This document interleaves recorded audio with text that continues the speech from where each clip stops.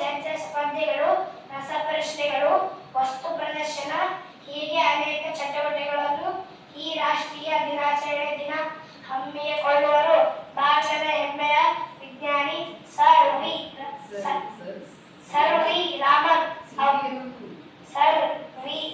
ರಾಮನ್ ಅವರ ಅಪೂರ್ವ ಸಾಧನೆಯ ನೆನಪಲ್ಲಿ ಈ ದಿನವನ್ನು ರಾಷ್ಟ್ರೀಯ ವಿಜ್ಞಾನ ದಿನ ಎಂದು ಗುರುತಿಸಲಾಗಿದೆ.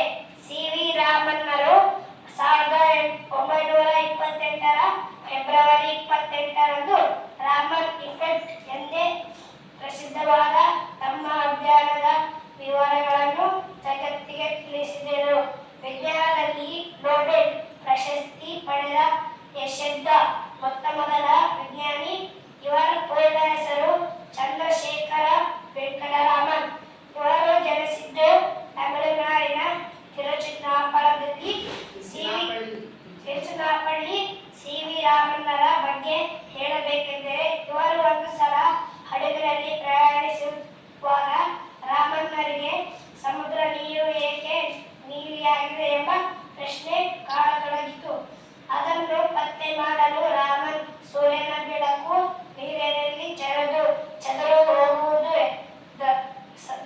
ಹೋಗುವುದೇ ಸಮುದ್ರದ ನೀರು ನೀಲಿಯಾಗಿ ಕಾಣಲು ಕಾರಣ ಎಂಬ ವಿಷಯವನ್ನು ಕಂಡುಹಿಡಿದರು.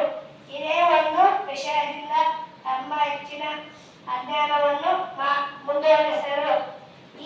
ಆ ನೀಲಿ ಬಣ್ಣದ ನೀರು ಕಾರಣವಾಯಿತು. ಇಷ್ಟೇ ಹೇಳಿ ನನ್ನ ಪುಟ್ಟ ಭಾಷಣಕ್ಕೆ ಚುಕ್ಕೆ